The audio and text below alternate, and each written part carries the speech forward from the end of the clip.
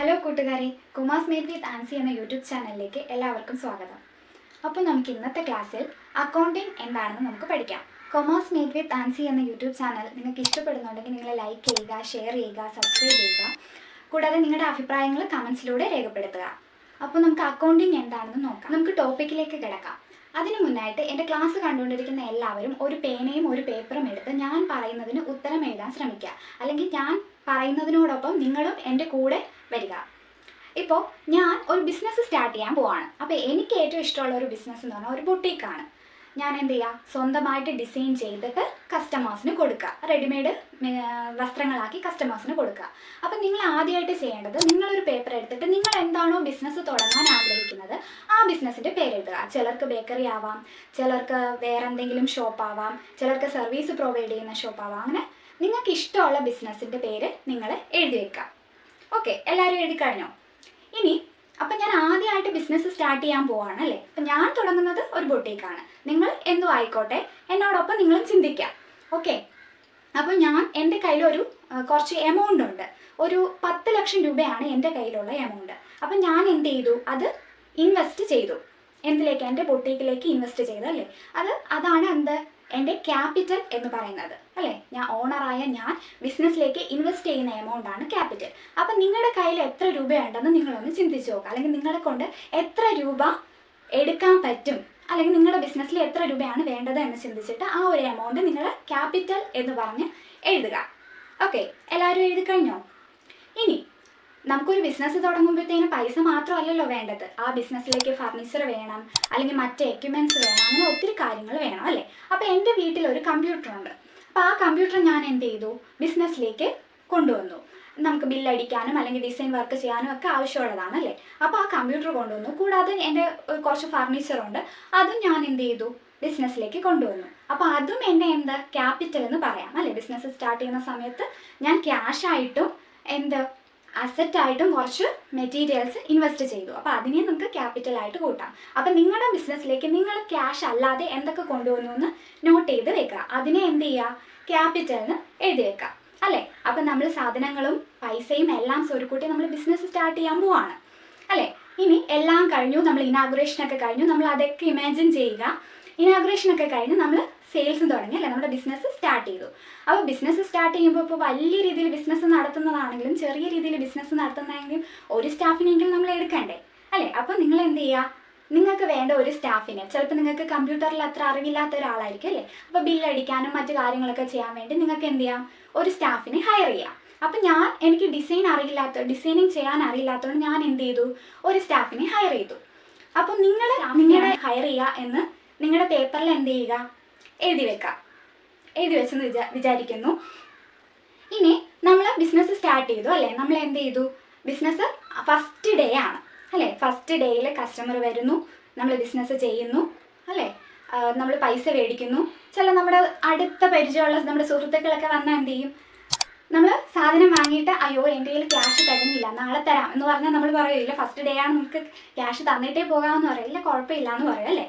അപ്പം നമ്മൾ എന്ത് ചെയ്യും, ഇതെല്ലാം നമുക്ക് അറിയണ്ടേ, എത്ര രൂപയ്ക്ക് വിറ്റു അല്ലെങ്കിൽ എത്ര രൂപയ്ക്ക് നമ്മുടെ എക്സ്പെൻസ് ഉണ്ടായി എന്നെല്ലാം നമ്മൾ അറിയണ്ടേ. അപ്പം നമ്മൾ എന്ത് ചെയ്തു, ഒരു ഡയറിയോ അല്ലെങ്കിൽ ഒരു ബുക്കോ, അല്ലെങ്കിൽ ഡയറിയും ബുക്കും അല്ല എന്നുണ്ടെങ്കിൽ നമ്മൾ കമ്പ്യൂട്ടർ അറിയാവുന്ന ഒരാളാണെങ്കിൽ എന്ത് ചെയ്തു, ഒരു എക്സൽ ഷീറ്റോ എടുത്തിട്ട് ഡെയിലി എക്സ്പെൻസ് ഡെയിലി ഇൻകവും നമ്മൾ എന്ത് ചെയ്യും, രേഖപ്പെടുത്തി വെക്കും അല്ലേ.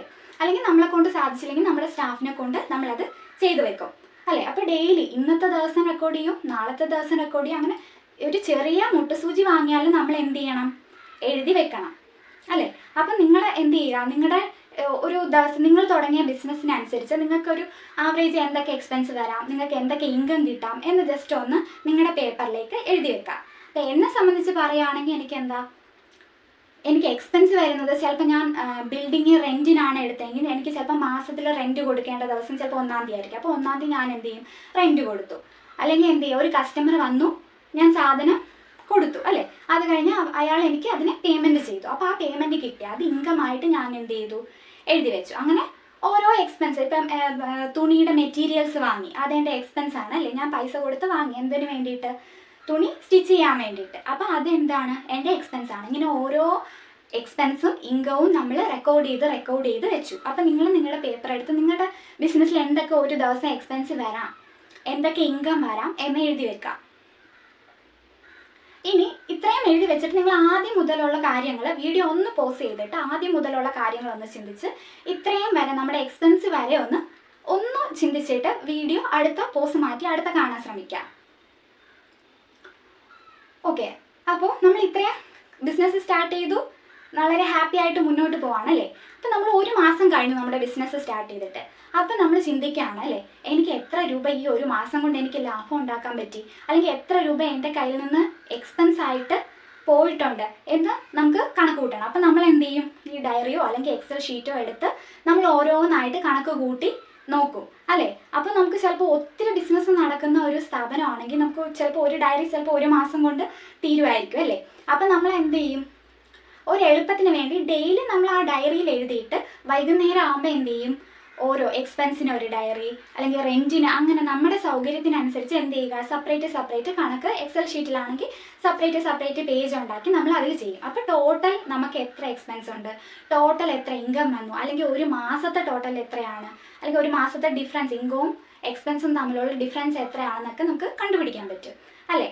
അപ്പോൾ അങ്ങനെ പോയിക്കൊണ്ടിരുന്നപ്പോഴാണ് നമ്മളൊരു സ്റ്റാഫിനെ ഹയർ ചെയ്തില്ലേ അല്ലേ. അപ്പോൾ ഒരു മാസം കഴിഞ്ഞപ്പോൾ എന്താ, എനിക്ക് കാര്യം മനസ്സിലായി, ആ സ്റ്റാഫ് അത്ര എക്സ്പീരിയൻസ് ഉള്ള ഒരാളല്ല അല്ലേ, അല്ലെങ്കിൽ ആ സ്റ്റാഫിന് അത്ര വർക്കിൽ അത്ര നമുക്ക് ഇഷ്ടപ്പെടുന്നില്ല. ആ സ്റ്റാഫ് കാരണം ചിലപ്പോൾ നമ്മുടെ ബിസിനസ് കസ്റ്റമേഴ്സ് പോവോ, അല്ലെങ്കിൽ നമ്മുടെ ആ സ്റ്റാഫിൻ്റെ വർക്കിൻ്റെ ക്വാളിറ്റി നമുക്ക് ഇഷ്ടപ്പെടാതെയോ ഒക്കെ ഇരിക്കുക അല്ലേ. അപ്പം നമ്മൾ ചിന്തിക്കുകയാണ് ആ സ്റ്റാഫിനെ പറഞ്ഞിട്ട് കുറച്ചും കൂടി എക്സ്പീരിയൻസ് ആയിട്ടുള്ള ഒരു സ്റ്റാഫിനെ നമുക്ക് എടുത്തു കഴിഞ്ഞാൽ നമ്മളുടെ ബിസിനസ്സിന് ഉപകാരപ്പെടും അല്ലേ. അപ്പം നമ്മൾ അയാൾ എന്ത് ചെയ്യും, അല്ലെങ്കിൽ പോട്ടെ അയാൾക്ക് സ്വയമായിട്ട് വേറൊരു ഓഫർ കിട്ടി, അല്ലെങ്കിൽ അയാൾ അങ്ങനെ പോവാണല്ലേ. അപ്പോൾ പോയിട്ട് വേറൊരു സ്റ്റാഫ് വരും അല്ലേ. അപ്പോൾ ചിലപ്പം നമ്മുടെ ഹയർ ചെയ്ത സ്റ്റാഫാണെങ്കിൽ കുറച്ചും കൂടെ ക്വാളിറ്റിയുള്ള നന്നായിട്ട് വർക്ക് ചെയ്യുന്ന ഒരു എക്സ്പീരിയൻസ് ഉള്ള ഒരു സ്റ്റാഫിനെയാണ് എടുക്കുന്നത് അല്ലേ. അപ്പോൾ അങ്ങനെ ഒരു സ്റ്റാഫിനെ എടുക്കുമ്പോൾ നമ്മൾ ഈ ഡയറിയിൽ എഴുതി വയ്ക്കൂ, ഇല്ല അല്ലേ. അയാൾക്ക് സാലറി കൊടുക്കുന്നതോ വേജ് കൊടുക്കുന്നതോ നമ്മൾ എഴുതി വെക്കും, പക്ഷേ അയാളെക്കാളും എക്സ്പീരിയൻസ് ആയിട്ടുള്ള ഒരു സ്റ്റാഫിനെ നമ്മൾ എടുത്തു എന്ന് നമ്മുടെ കണക്ക് പുസ്തകത്തിൽ എഴുതി വെക്കുമോ, ഇല്ല അല്ലേ. അപ്പോൾ ഇത്രയും ഒന്ന് ചിന്തിച്ചിട്ട് അപ്പോൾ നമ്മൾ പുതിയൊരു സ്റ്റാഫിനെ എടുത്തു, വീണ്ടും ഈ പ്രോസസ്സ് തുടർന്നുകൊണ്ട് പോകുന്നു. ഒരു വർഷം ആകുമ്പോൾ നമ്മൾ എത്ര ലാഭം ഉണ്ടാക്കി നഷ്ടം ഉണ്ടാക്കി എന്നെല്ലാം കണ്ടുപിടിക്കുന്നു. നമ്മൾ എന്ത് ചെയ്യുന്നു, ടാക്സ് ഉണ്ടെങ്കിൽ ടാക്സ് പേയ്മെൻറ്റ് ചെയ്യുന്നു, അങ്ങനെ പോകുന്നു. അപ്പോൾ ഈ കഥയെല്ലാം അപ്പോൾ നിങ്ങൾ ബിസിനസ് തുടങ്ങിയൊരു സക്സസ്ഫുൾ ആയിട്ടുള്ള ഒരു ബിസിനസ് മാൻ ആയിട്ട് വന്നിട്ടുണ്ട് അല്ലേ. പ്രോഫിറ്റ് ആണെങ്കിൽ സക്സസ്ഫുൾ ആയിട്ടുള്ള ബിസിനസ് മാൻ, ലോസ് ആണെങ്കിലും സക്സസ്ഫുൾ അല്ല എന്ന് പറയാൻ പറ്റില്ല, നമുക്കത് കുറച്ചും കൂടി ബെറ്റർ ആക്കാനായിട്ട് സാധിക്കും അല്ലേ. അപ്പോൾ ഇത്രയും വരെ പഠിച്ചു. ഇനി നമുക്ക് അക്കൗണ്ടിങ്ങിന്റെ ഡെഫിനിഷനിലേക്ക് കടക്കാം. According to American institute of certified public accounts AICPA അക്കൗണ്ടിങ്ങിനെ എന്താ ഡിഫൈൻ ചെയ്തേക്കുന്നത് നമുക്ക് നോക്കാം. Accounting is an art of recording, classifying and summarising in a significant manner and in the terms of money, transaction and events which are in part at least of financial character and interpreting the result thereof. ഇതിൻ്റെ ഓരോ ആദ്യം നിങ്ങൾ എന്ത് ചെയ്യുക, ഈ definition കേട്ടിട്ട് ഒരു പേപ്പറിലോട്ട് നിങ്ങളുടെ കയ്യിലിരിക്കുന്ന പേപ്പറിലോട്ട് എഴുതുക, പോസ്റ്റ് ചെയ്ത് കേട്ടിട്ട് എഴുതുക. അപ്പോൾ നമുക്ക് ഇനി ഇതിൻ്റെ ഓരോ പാർട്ടായിട്ട് നമുക്ക് പഠിക്കാം. അക്കൗണ്ടിങ് എന്താണ്, അക്കൗണ്ടിങ് ഈസ് ആൻ ആർട്ട് അല്ലേ, ഒരു കലയാണ്. എന്തിൻ്റെ കല, റെക്കോർഡിങ്, ക്ലാസിഫൈയിങ് ആൻഡ് സമ്മറൈസിങ് അല്ലേ. നമ്മൾ ആദ്യം നമ്മുടെ ബിസിനസ് തുടങ്ങിയപ്പോൾ എന്ത് ചെയ്തു, നമ്മൾ റെക്കോർഡ് ചെയ്തു അല്ലേ, ഓരോ ട്രാൻസാക്ഷനും നമ്മൾ റെക്കോർഡ് ചെയ്തു. പിന്നെ അതെന്ത് ചെയ്തു, നമ്മുടെ കൺവീനിയൻസിന് വേണ്ടിയിട്ട് അതിനെ ക്ലാസിഫൈ ചെയ്തെടുത്തു അല്ലേ. വേറെ റെൻറ്റിന് വേണ്ടിയിട്ട് ഒരു ഫയല്, അങ്ങനെ നമ്മൾ ക്ലാസിഫൈ ചെയ്തെടുത്തു. ഇനി നമ്മൾ എന്ത് ചെയ്തു, ഒരു മാസം ആയപ്പോഴത്തേനും അതിനെ സമ്മറൈസ് ചെയ്തു അല്ലേ. ഓരോ എക്സ്പെൻസും ടോട്ടൽ എത്രയുണ്ട്, അല്ലെങ്കിൽ എത്ര ഡിഫറൻസ് എത്രയാണെന്നെല്ലാം നമ്മൾ കണ്ടുപിടിച്ചു. അപ്പം നമ്മുടെ അപ്പം നമ്മൾ റെക്കോർഡ് ചെയ്തു, ക്ലാസിഫൈ ചെയ്തു, സമ്മറൈസ് ചെയ്തു അല്ലേ. പിന്നെ സിഗ്നിഫിക്കൻറ്റ് മാനർ, അതായത് എല്ലാം നമ്മൾ അക്കൗണ്ടിങ് ചെയ്യുന്ന നമ്മളിപ്പോൾ ഒരു മാസത്തെ കണക്ക് എഴുതുന്ന അതേപോലെ ആയിരിക്കണം എന്ത് ചെയ്യുന്നത്, അടുത്ത മാസത്തെ കണക്കും എഴുതുന്നത് അല്ലേ. ഒരേ രീതി ആയിരിക്കണം ഫോളോ ചെയ്യേണ്ടത്. ഇനി പക്ഷേ ഈ ഫോളോ ചെയ്യുന്ന കാര്യങ്ങളെല്ലാം എന്താണ്, ഒന്നുകിൽ മണി ടേംസിലുള്ളതോ അല്ലെങ്കിൽ at least money parts of financial ക്യാരക്ടറിലുള്ളതോ മാത്രമേ നമ്മൾ എന്ത് ചെയ്യുന്നുള്ളൂ, റെക്കോർഡ് ചെയ്യുന്നുള്ളൂ. ഞാൻ പറഞ്ഞോ അല്ലേ, നമ്മുടെ സ്റ്റാഫിനെ നമ്മൾ ഹയർ ചെയ്തപ്പോൾ അയാളുടെ ക്വാളിറ്റി നോക്കി അല്ലെങ്കിൽ അയാളുടെ എക്സ്പീരിയൻസ് നോക്കിയാണ് നമ്മൾ ഹയർ ചെയ്തത്. പക്ഷേ അത് നമ്മുടെ കണക്ക് പുസ്തകത്തിൽ എഴുതിയോ, ഇല്ല അല്ലേ. പക്ഷേ അയാൾക്ക് കൊടുക്കുന്ന വേജും അയാൾക്ക് കൊടുക്കുന്ന സാലറിയും അല്ലെങ്കിൽ അയാൾക്ക് കൊടുക്കുന്ന എല്ലാ ഇൻസെൻറ്റീവ്സും നമ്മൾ എന്ത് ചെയ്തു, റെക്കോർഡ് ചെയ്തു അല്ലേ. അപ്പോൾ അയാളുടെ ക്വാളിറ്റി, അയാളുടെ വർക്കിൻ്റെ ക്വാളിറ്റി നമ്മളിവിടെ കൺസിഡർ ചെയ്തതേ ഇല്ല അല്ലേ. അയാളുടെ നല്ലതാണെങ്കിലും ചീത്തയാണെങ്കിലും നമ്മൾ കൺസിഡർ ചെയ്തില്ല. അപ്പോൾ നമുക്ക് എന്താ വേണം, ഒരു മണി അല്ലെങ്കിൽ ഒരു ട്രാൻസാക്ഷൻ സാമ്പത്തികമായിട്ട് അല്ലെങ്കിൽ പൈസയായിട്ട് റിലേറ്റ് ആയിരിക്കുന്ന ട്രാൻസാക്ഷൻസും ഇവൻസും മാത്രമേ നമ്മൾ എന്ത് ചെയ്യുന്നുള്ളൂ, റെക്കോർഡ് ചെയ്യുന്നുള്ളൂ അല്ലേ. അപ്പം നമുക്കൊരു ഡൗട്ട് വരും. ഇപ്പം നമ്മുടെ ഫ്രണ്ട് വന്ന് നമ്മൾ കടത്തിന് കൊടുത്തില്ലേ, അപ്പം നമ്മുടെ സാധനം കൊടുത്തു അല്ലേ, പക്ഷെ പൈസ കിട്ടിയോ ഇല്ല. പക്ഷെ നമ്മൾ അയാൾ ഒരു ഫ്യൂച്ചർ ഡേറ്റിൽ നമുക്ക് പൈസ തരുമല്ലോ അല്ലേ. അതുവരെ അയാൾ ആരാണ്, നമ്മുടെ ഡെപ്റ്ററാണ് അല്ലേ. അയാൾ നമുക്ക് നമ്മുടെ ബിസിനസ്സിലേക്ക് പൈസ തരാനുള്ള വ്യക്തിയാണ് അല്ലേ, അല്ലെങ്കിൽ കടക്കാരനാണ് എന്ന് പറയാം. അപ്പോൾ നമ്മൾ പച്ച മലയാളത്തിൽ ചെറിയ ചെറിയ കടയിലൊക്കെ പോയാൽ പറ്റുകാരൻ എന്ന് പറയും അല്ലേ. അയാൾ നമ്മുടെ പറ്റുകാരനാണ് അല്ലേ. അപ്പോൾ അയാൾ എന്ത് ചെയ്യുന്നു, നമുക്ക് പൈസ തരും, തരാതിരിക്കല്ല, നമ്മൾ ഫ്രീ ആയിട്ട് കൊടുത്തതല്ല അല്ലേ. അപ്പോൾ എന്താണ്, അത് നമ്മൾ എന്ത് ചെയ്യണം, റെക്കോർഡ് ചെയ്ത് ഇന്ന് ഇത്ര രൂപയ്ക്ക് സെയിൽ നടന്നു, പക്ഷെ ക്യാഷ് കിട്ടിയിട്ടില്ല, ഫ്യൂച്ചർ ഡേറ്റിൽ കിട്ടും. ആ കിട്ടുന്ന ദിവസം നമ്മൾ എന്ത് ചെയ്യുന്നു, ഇന്ന ദിവസം പർച്ചേസ് ചെയ്ത ഇന്ന ബില്ലിൻ്റെ എമൗണ്ട് കിട്ടി എന്ന് നമ്മൾ റെക്കോർഡ് ചെയ്യും അല്ലേ. ഇനി ഇതെല്ലാം നമ്മൾ റെക്കോർഡ് ചെയ്തു, ക്ലാസിഫൈ ചെയ്തു, സമ്മറൈസ് ചെയ്തു, അങ്ങനെ ഇതെല്ലാം ചെയ്തു അല്ലേ.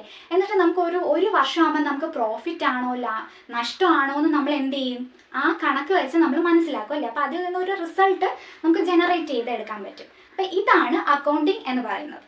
എല്ലാവർക്കും മനസ്സിലായെന്ന് വിചാരിക്കുന്നു. നിങ്ങൾക്ക് ആ ഓരോ സെൻറ്റൻസും വായിച്ചിട്ട് അതിൻ്റെ ഇന്നർ മീനിങ് എന്താണ് അല്ലെങ്കിൽ അതിൻ്റെ മീനിങ് എന്താണെന്ന് മനസ്സിലാക്കിയെടുക്കാൻ ശ്രമിക്കുക.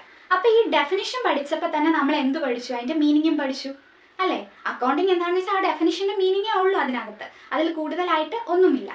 ഇനി ഈ ഡെഫിനിഷനും മീനിങ്ങിനോട് ഒപ്പം തന്നെ നമ്മൾ എന്ത് പഠിച്ചു, അതിൻ്റെ ലിമിറ്റേഷൻസ്, അല്ലെങ്കിൽ അതിൻ്റെ ബെനിഫിറ്റ്സ്, അതിൻ്റെ ഫ്യൂച്ചേഴ്സ് എല്ലാം പഠിച്ചു. എങ്ങനെയെന്നല്ലേ നമുക്ക് ഓരോ പോയിന്റ് ആയിട്ട് നോക്കാം. അപ്പോൾ നാച്ചർ ഓഫ് അക്കൗണ്ടിങ് അല്ലെങ്കിൽ ഫ്യൂച്ചേഴ്സ് ഓഫ് അക്കൗണ്ടിങ് എന്ന് പറഞ്ഞാൽ എന്താ, മോണിറ്ററി ടേംസിലുള്ളത് മാത്രമേ നമ്മൾ റെക്കോർഡ് ചെയ്യുന്നുള്ളൂ അല്ലേ.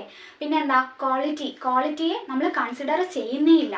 പിന്നെ വേറെന്താ, ഒരു ഇവൻറ്റ്സ് സംഭവിച്ച് കഴിഞ്ഞതിന് ശേഷമാണ് നമ്മൾ റെക്കോർഡ് ചെയ്യുന്നത് അല്ലേ. ഒരു സെയിൽ കഴിഞ്ഞാൽ മാത്രമേ നമുക്കത് എന്ത് ചെയ്യാൻ പറ്റുള്ളൂ, റെക്കോർഡ് ചെയ്യാൻ പറ്റുള്ളൂ. അല്ലാതെ സെയിൽ നടക്കുന്നതിന് മുന്നേ നാളെ ഇന്ന കസ്റ്റമർ വന്ന് വാങ്ങും എന്ന് നമുക്ക് റെക്കോർഡ് ചെയ്യാനായിട്ട് സാധിക്കില്ല. പിന്നെ വേറെ എന്തൊക്കെ ഫ്യൂച്ചറുണ്ട്, ഒരു പീരീഡിൽ, ഒരു സർട്ടൺ പീരീഡിലേക്ക് വേണ്ടിയിട്ടാണ് അല്ലേ നമ്മൾ ചെയ്യുന്നത്. പക്ഷെ അത് അവസാനിക്കുന്നുണ്ടോ ഇല്ല, വീണ്ടും നമ്മൾ ആ റിസൾട്ട് കണ്ടു കഴിഞ്ഞിട്ട് അടുത്ത പീരീഡിലേക്കുള്ള അക്കൗണ്ടിങ് വർക്ക് തുടങ്ങിക്കഴിഞ്ഞു അല്ലേ. അപ്പം നമുക്ക് ഒരു പീരീഡ് വെച്ചിട്ട് നമുക്ക് ചെയ്യുന്നെങ്കിൽ അത് എന്ത് ചെയ്യുന്നില്ല, അവസാനിക്കുന്നില്ല. അപ്പം ഇങ്ങനെയുള്ള ഫ്യൂച്ചേഴ്സ് നമ്മൾ തന്നെ എന്ത് ചെയ്യുക, ഡെഫിനിഷൻ വായിച്ചിട്ട് നമുക്ക് തന്നെ അത് എഴുതാമെന്നുള്ളതേ ഉള്ളൂ അല്ലേ. ഇനി ഇതിൽ നിന്ന് തന്നെ നമുക്ക് എന്ത് ചെയ്യാം, നമുക്കൊന്ന് ചിന്തിക്കാം അല്ലേ, എന്തൊക്കെയാണ് അതിൻ്റെ ബെനഫിറ്റ്സ്, എന്തൊക്കെയാണ് അതിൻ്റെ ലിമിറ്റേഷൻസ് എന്ന്. ബെനഫിറ്റ് എന്ന് പറഞ്ഞാൽ എന്താണ്, നമ്മുടെ ബിസിനസ്സിൻ്റെ കറണ്ട് പൊസിഷൻ നമുക്ക് അറിയാൻ പറ്റും അല്ലേ. ലാഭമാണോ നഷ്ടമാണോ, നമുക്ക് എത്ര അസറ്റ് ഉണ്ട്, നമുക്ക് എത്ര ബാധ്യതയുണ്ട്, അങ്ങനെയുള്ള എല്ലാ കാര്യങ്ങളെ പറ്റിയും നമുക്കൊരു ക്ലിയർ പിക്ചർ കിട്ടും.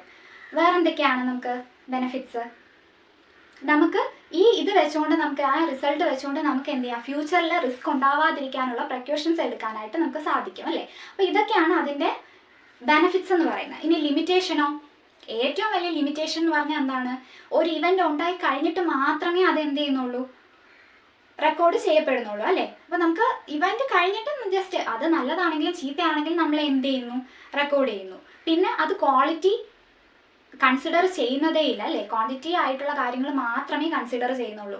ക്വാളിറ്റി, ഇപ്പോൾ നമ്മളൊരു സ്റ്റാഫിനെ ഒരു ക്വാളിറ്റി ഇല്ലാതെ അല്ലെങ്കിൽ ക്വാളിറ്റി ഉള്ള ഒരു സ്റ്റാഫിനെ നമ്മൾ എന്ത് ചെയ്തു, നമുക്ക് നഷ്ടപ്പെട്ടു അല്ലേ, അല്ലെങ്കിൽ വേറെ ജോലി കിട്ടിപ്പോയി, അല്ലെങ്കിൽ അയാൾ എന്തെങ്കിലും കാരണം കൊണ്ട് മാറിപ്പോയി. അപ്പം നമുക്ക് അതിനെ ബിസിനസ്സിനെ അത് നമ്മുടെ ഷോപ്പിനെ എന്ത് ചെയ്യും, അഫക്റ്റ് ചെയ്യും അല്ലേ. പക്ഷെ അത് അക്കൗണ്ടിങ്ങിൽ എന്ത് മാത്രമേ അഫക്റ്റ് ചെയ്യുള്ളൂ, നമ്മുടെ സെയിൽസിൽ അതിനെ അഫക്റ്റ് കാണിക്കും. പക്ഷെ ആ സ്റ്റാഫ് പോയത് കൊണ്ടാണ് എന്നുള്ളൊരു ക്വാളിറ്റി ആയിട്ടുള്ള കാര്യം എന്ത് ചെയ്യുന്നില്ല, അവിടെ അഫക്റ്റ് ചെയ്യുന്നില്ല. അപ്പം ഇതൊക്കെയാണ് അതിൻ്റെ ലിമിറ്റേഷൻസ്. അപ്പം ക്ലാസ് എല്ലാവർക്കും ഇഷ്ടപ്പെട്ടു എന്ന് വിചാരിക്കുന്നു. നിങ്ങളുടെ അഭിപ്രായങ്ങളൊക്കെ നിങ്ങൾ കമൻസിലൂടെ രേഖപ്പെടുത്തുക. നിങ്ങൾക്ക് തുടങ്ങാൻ ഉദ്ദേശിക്കുന്ന നിങ്ങളുടെ ബിസിനസ് ഏതുവരെ ആയെന്ന് നിങ്ങളൊന്ന് ചിന്തിച്ച് നോക്കുക. ആ പേപ്പർ കളയാതെ സൂക്ഷിക്കുക. വീണ്ടും വീണ്ടും നമ്മൾ എടുത്ത് നോക്കുക. ആ പേപ്പർ നോക്കുമ്പോൾ തന്നെ നമ്മൾ പല കാര്യങ്ങളും പഠിക്കും. പിന്നെ നിങ്ങൾക്ക് ക്ലാസ് ഇഷ്ടപ്പെട്ടെങ്കിൽ നിങ്ങൾ ലൈക്ക് ചെയ്യുക, ഷെയർ ചെയ്യുക, നിങ്ങളുടെ ഫ്രണ്ട്സിനൊക്കെ ഷെയർ ചെയ്ത് കൊടുക്കുക, സബ്സ്ക്രൈബ് ചെയ്യുക. Okay, thank you.